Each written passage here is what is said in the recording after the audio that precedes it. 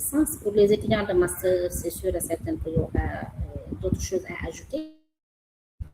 Mais aujourd'hui, je vais me limiter pour les étudiants de licence. Laissez-moi le mettre en mode plein écran. Voilà, c'est bon?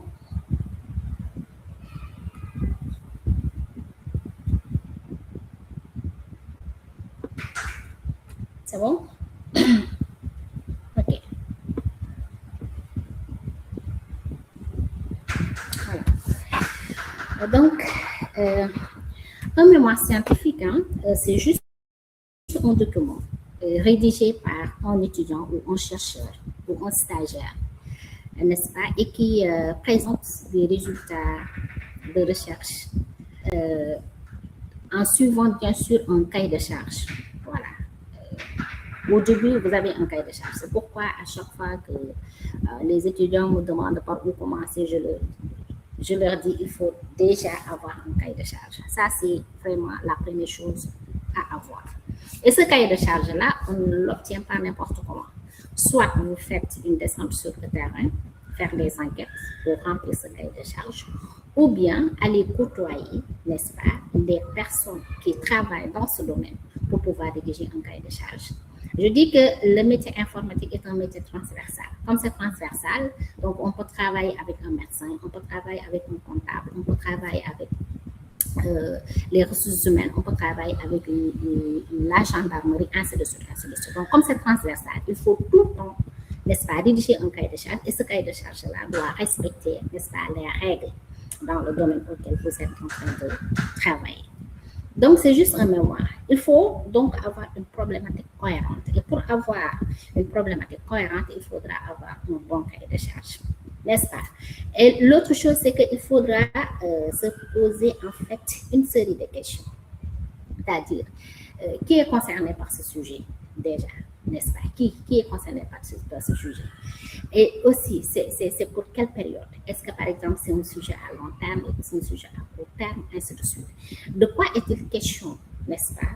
Sous quel aspect? Donc, tout ceci, ce sont des questions qu'il faudra se poser avant de choisir le sujet. Quels endroits peuvent être concernés? Est-ce que c'est pour les élèves? Est-ce que c'est pour les étudiants? Est-ce que c'est pour les femmes de ménage? N'est-ce pas? Sous quel angle peut-on aborder le sujet? Ainsi de suite. Donc, il faudra se poser l'ensemble de ces questions-là qu'on appelle les questions quintiliennes. Après cela, excusez-moi.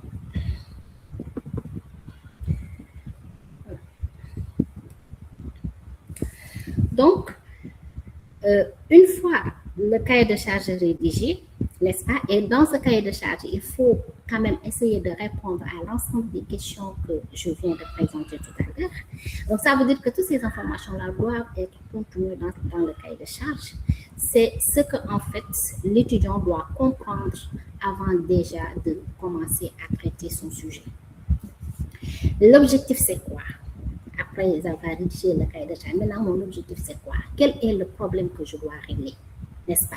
Donc, il faudra formuler l'étude. Ça, c'est extrêmement important. Après cela, qu'est-ce qu'il faut faire? Il y a aussi ce qu'on appelle la revue de littérature. C'est-à-dire, initialement, c'est vague. N'est-ce pas? C'est vague, c'est comme l'environnement. Voilà. Par exemple, on me dit, OK, un sujet, par exemple, qui traite la gestion des écoles et autres. N'est-ce pas? Je vais dire, OK, la gestion des écoles, c'est vague. Ça ne concerne pas. Est-ce que ça concerne les universités, les lycées, les collèges, n'est-ce pas? Les préscolaires, ainsi de suite, ainsi de suite. Donc là, je vais essayer de voir, n'est-ce pas? Je vais faire une revue de littérature pour voir. Initialement, qu'est-ce qui se passe? Et plus j'avance maintenant dans la recherche, n'est-ce pas, dans la littérature, le sujet va être beaucoup plus pointu parce que ce que je dois avoir doit être très restreint pour répondre à la problématique de mon sujet. La description de la méthodologie aussi, de rédaction du mémoire aussi, c'est extrêmement important. N'est-ce pas? Je dois en fait vérifier quelle est la méthodologie que je vais utiliser. La méthodologie, c'est quoi? Je commence par quoi? Par la collecte de données. Après, j'ai une architecture à faire, ainsi de suite, ainsi de suite. Donc, je vais faire étape par étape. Est-ce que, par exemple, c'est un sujet dans lequel moi, je dois calculer des probabilités? ainsi de suite. Est-ce que c'est une méthodologie quantitative? Est-ce que c'est une méthodologie qualitative? Ainsi de suite, ainsi de suite. Donc, tout ceci, je dois regarder, n'est-ce pas, et le faire étape par étape. Est-ce que je dois faire des collectes de données? Après collecte de données, qu'est-ce que je dois faire? Je dois nettoyer. Après nettoyage, qu'est-ce que je dois faire? Ainsi de suite, ainsi de suite. Est-ce que je vais utiliser mon propre modèle? Est-ce que je vais utiliser des algorithmes? Est-ce que je vais utiliser des modèles existants? Ainsi de suite, ainsi de suite. Donc là aussi, je dois décrire la méthodologie. Ça, c'est extrêmement important parce que ça, c'est le cœur du travail. Et ça, c'est la contribution aussi de l'étudiant. La présentation des résultats aussi, c'est extrêmement important sous forme de courbes, sous forme de graphiques, sous forme de tableaux, n'est-ce pas? Sous forme de logigramme, n'est-ce pas? Si vous voulez aussi. Après, maintenant, il y a la conclusion et les références bibliographiques. Maintenant, durant cette étape-là, il faudra d'abord définir la problématique, n'est-ce pas, et choisir le sujet. Le choix du sujet est extrêmement important. Moi, quand un étudiant m'approche pour me dire, madame, je veux un sujet, je lui dis d'abord sur quoi tu vas travailler. Parce qu'il faut d'abord que l'étudiant aime ce qu'il fait. Et quand il choisit le sujet lui-même, généralement, il l'aime. Et quand il l'aime, il va fournir de très bons résultats. Il peut quand même arriver que aussi l'étudiant, l'enseignant du moins, puisse proposer un sujet, n'est-ce pas, qui intéresse l'étudiant. Là aussi, c'est important, n'est-ce pas? Je peux proposer un sujet qui intéresse vraiment l'étudiant. Il y a un étudiant qui dit que, ok, moi, franchement, votre sujet-là m'intéresse. Là aussi, c'est bien, n'est-ce pas? Mais l'idéal, c'est de laisser le choix à l'étudiant de choisir son propre sujet. Ça, c'est extrêmement important. Après cela, il faudra formuler le but de l'étude, n'est-ce pas? Traduire le sujet en question de recherche, n'est-ce pas? Qu'est-ce que je peux faire? Qu'est-ce que ma contribution va apporter, n'est-ce pas, à la recherche scientifique? Ça, c'est extrêmement important, surtout pour un sujet de Master 2.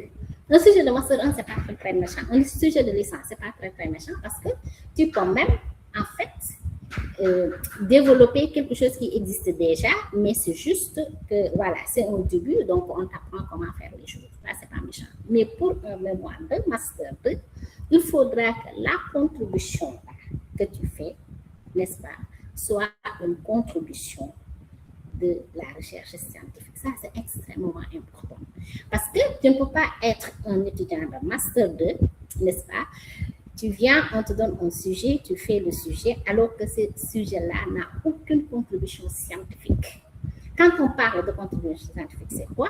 Soit il y a une recherche qui a été menée, n'est-ce pas? Tu améliores la recherche, ou bien tu innoves. C'est ça. Pour moi, un étudiant de Master 2 doit soit améliorer la recherche qui existe déjà, qui est publiée scientifiquement, ou bien il doit innover, c'est-à-dire proposer quelque chose qui n'existe pas. Ça, c'est extrêmement important. Maintenant, après cela, il faudra élaborer un plan, n'est-ce pas? C'est-à-dire, OK, comment moi je vais répondre à l'ensemble de ces questions-là sous forme de plan, n'est-ce pas? Je commence d'abord par une introduction. Dans l'introduction, je mets le contexte, la problématique, l'état de l'art, ou bien si c'est par exemple un mémoire de licence, peut-être l'état de l'art sera assez important pour moi. Peut-être je vais me limiter juste sur la définition des concepts clés, n'est-ce pas? Et aussi, par exemple, définir les solutions existantes pour montrer qu'au moins, voilà, j'ai apporté quelque chose, voilà, par rapport aux solutions existantes. Effectuer des recherches, voilà, ça peut être par exemple une étude sur le terrain, collecter, analyser les données, justifier, n'est-ce pas, chacune de vos réponses, n'est-ce pas, par des énoncés scientifiques. Parce que quand on dit justifier par exemple vos réponses par des énoncés scientifiques, ça veut dire qu'il y a des auteurs qui ont déjà écrit des choses, qui ont déjà présenté un travail. Maintenant, il y a l'étudiant qui vient, n'est-ce pas, soit améliorer ce travail existant ou bien proposer autre chose assez similaire, peut-être qui est personnalisé à son pays, par exemple, ou bien qui est personnalisé, par exemple, à un truc spécifique, dont, par exemple, les auteurs, par exemple, qui ont donné des contributions là, ne parvenaient pas à résoudre. Ça, c'est extrêmement important. Donc, il faudra aussi donner les sources bibliographiques, ça c'est extrêmement important, n'est-ce pas? La bibliographie, c'est pas juste la bibliographie. Quand on parle de références, les références, il y a la bibliographie, il y a la bibliographie, n'est-ce pas? Généralement, les étudiants de licence se limitent juste sur la bibliographie, mais il faut quand même être un peu curieux pour aller vers la bibliographie. Quand on parle de bibliographie, c'est des livres, c'est des articles scientifiques qui ont été publiés dans des conférences scientifiques. Vous voyez? Maintenant, quand on parle de bibliographie, c'est tout ce qu'on trouve sur le net, sur Wikipédia, sur ChatGPT, n'est-ce pas, sur l'ensemble des IA qui existent actuellement, sur Google, voilà, tout ça, ça parle de la bibliographie. Maintenant, après avoir terminé, après l'introduction, n'est-ce pas, le plan, l'ensemble, par exemple, des chapitres, n'est-ce pas, qui composent votre mémoire. Après la conclusion, il faudra aussi relire et essayer de réviser. Vous voyez. Et maintenant, quand vous terminez, ce serait bien aussi de partager votre mémoire avec vos collègues, n'est-ce pas, pour qu'ils lisent aussi, pour qu'ils lisent du moins à leur tour. Parce que généralement, on dit que l'étudiant ou bien la personne même ne voit pas ses propres erreurs. Donc, il faudra donner à quelqu'un d'autre pour qu'il puisse au moins apporter des contributions, surtout sur la forme du document. Donc, voici les parties que compose le mémoire de licence et même de master. Hein. Juste que le master sera beaucoup plus scientifique, surtout dans la partie état de l'art et dans la partie méthodologie. N'est-ce pas? C'est là où vraiment on peut faire la différence entre un mémoire de licence et un mémoire de master. Donc, il y a ce qu'on appelle la page des titres. Généralement, c'est une page vierge, n'est-ce pas, qui vient juste après la couverture. Après, il y a la page d'identification du jury, n'est-ce pas? Vous avez la page de garde, des titres. Après, vous avez la page d'identification du jury et autres. Et puis, vous avez les dédicaces, les remerciements. Et quand on parle de dédicaces, généralement, vous allez dédier votre mémoire, généralement aux parents, n'est-ce pas? Aux personnes qui vous sont très, très, très, très chères. Pour les remerciements, vous pouvez remercier, n'est-ce pas, l'ensemble des personnes qui ont contribué à la réussite de vos études. Le résumé, vous allez juste résumer le travail, c'est-à-dire que depuis l'introduction jusqu'à la conclusion, n'est-ce pas, vous allez juste résumer le mémoire en quelques lignes, en 2 ou 3 paragraphes maximum. Et dans ce résumé-là, n'est-ce pas, vous allez annoncer l'introduction, n'est-ce pas, les objectifs de votre recherche et aussi les résultats que vous avez fournis dans votre recherche. Ça, c'est extrêmement important. Normalement, dans un mémoire, n'est-ce pas, si la personne lit l'introduction et la conclusion, normalement, il doit comprendre, n'est-ce pas, ce qui est écrit dans le mémoire. Maintenant, s'il est curieux, c'est-à-dire si le mémoire l'intéresse, en ce moment, il va jeter un coup d'œil sur chaque chapitre du mémoire. Ça, c'est extrêmement important. La table des matières, dans la table des matières, généralement, c'est automatisé, n'est-ce pas? Il faut créer des tables de matières automatiques. De ce fait, à chaque fois, n'est-ce pas, que vous effectuez des modifications dans votre document, n'est-ce pas, que ces modifications-là puissent prendre effet au niveau de la table des matières. Maintenant, vous avez le choix. Vous pouvez utiliser un document Word, comme vous pouvez utiliser un document LaTeX. Généralement, les étudiants de Master 2, je leur propose, n'est-ce pas, de rédiger leur mémoire sur LaTeX. C'est plus professionnel. Pour les étudiants de licence, c'est pas méchant de le mettre sur Word, mais quand même avec une table de matière dynamique. Parce qu'avec LaTeX, la bibliographie, c'est vraiment automatique, n'est-ce pas? Si vous, bien sûr, il faudra apprendre comment citer la bibliographie, n'est-ce pas, avec les sites que vous voyez au niveau des articles et autres. Par contre, pour un étudiant de licence, il peut juste se limiter avec le document Word pour pouvoir rédiger son mémoire de licence. Donc, il y a ce qu'on appelle la liste des figures et la liste des abréviations, n'est-ce pas? Pour ces listes des figures et listes des abréviations, l'idéal, n'est-ce pas, c'est de précéder avec le nom du chapitre.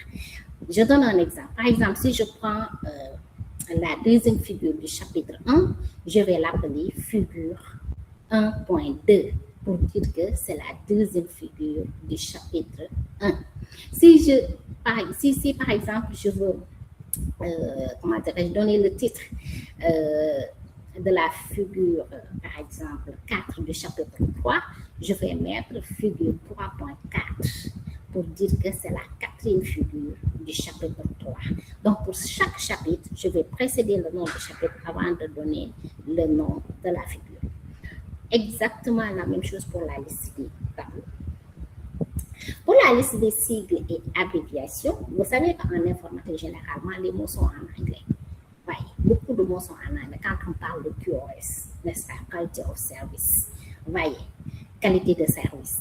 Voyez, ainsi de suite. C'est pourquoi c'est extrêmement important, n'est-ce pas, de donner ces listes de sigles-là sous format 3 colonnes. C'est-à-dire, première colonne, n'est-ce pas, représente les abréviations. La deuxième colonne, la signification en français. La troisième colonne, la signification en anglais. Ou bien, vous mettez la première colonne, abréviation, la deuxième colonne, signification en anglais, et la troisième colonne, signification en français. Maintenant, si, par exemple, l'abréviation est en français, n'est-ce pas, vous n'êtes pas obligé de donner sa signification en anglais parce que votre document est rédigé en français. Dans l'introduction, après cela, maintenant, vous avez l'introduction. Donc, vous avez les dédicaces, vous avez résumé, vous avez table des matières, liste des figures, liste des abréviations. Donc, depuis la page des titres jusqu'à la liste des abréviations, n'est-ce pas, vous ne commencez pas à numéroter votre document. La numérotation de votre document pour les chiffres arabes commence à l'introduction. Quand on parle de chiffres arabes, c'est 1, 2, 3, 4. Ça, c'est des chiffres arabes, hein, je vous dis. Donc, les chiffres arabes commencent à partir de l'introduction. Donc, c'est à partir de l'introduction que vous allez mettre 1, 2, 3, 4, 5.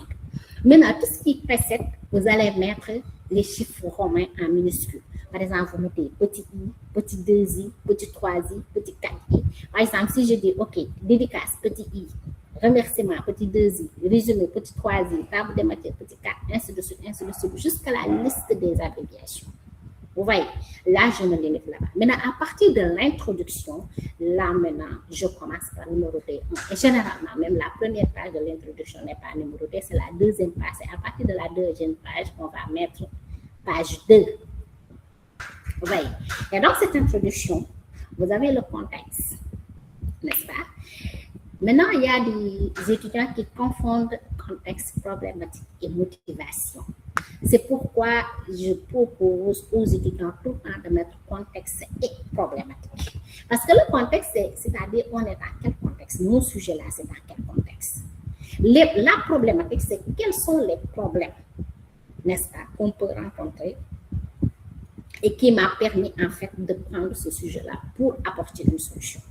Maintenant, si vous n'arrivez pas à faire cette différence-là, mettez tout en contexte et problématique. De ce fait, quand vous parlez de contexte, c'est bon. Quand vous parlez de problématique, c'est bon. Mais si vous les séparez, il faut complètement séparer le contexte et la problématique.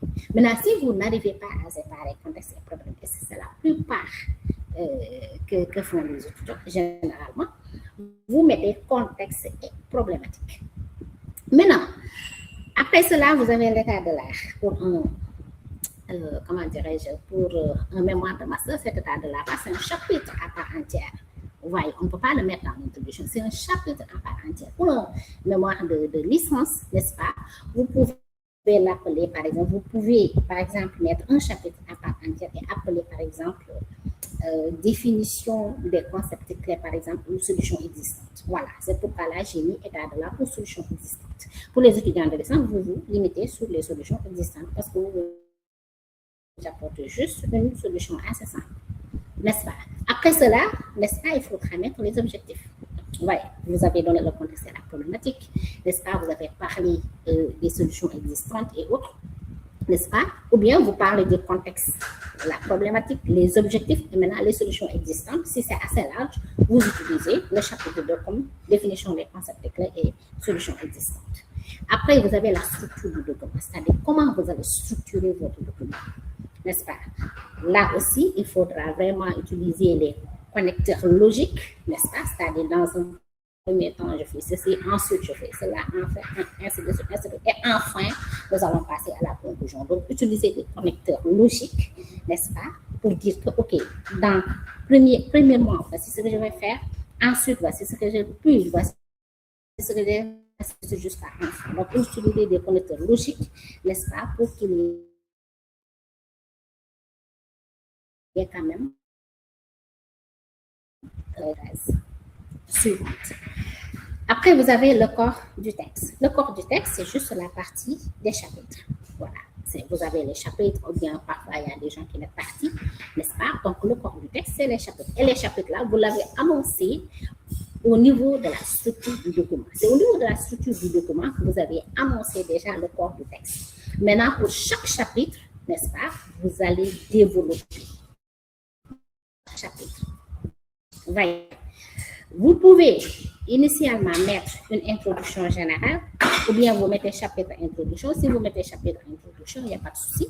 Maintenant, au niveau des autres chapitres, vous avez le choix. Vous donnez une petite introduction, une petite conclusion pour chaque chapitre ou bien vous le texte. Qu'est-ce que vous avez? Vous avez la conclusion. C'est assez large parce que dans la conclusion, d'abord commencer par un bilan, n'est-ce pas? C'est-à-dire un bilan de tout ce que vous avez fait au niveau de votre mémoire, n'est-ce pas? Vous allez annoncer en fait ce que votre apport, n'est-ce pas, par rapport au sujet, les limites, parce que aussi aucun travail n'est parfait, hein, ça il faut le comprendre, donc les limites. Et après maintenant, voilà, vous allez maintenant ouvrir une perspective, n'est-ce pas? Ouvrir les perspectives, c'est juste par exemple ouvrir des horizons pour les autres chercheurs qui vont venir. Voilà.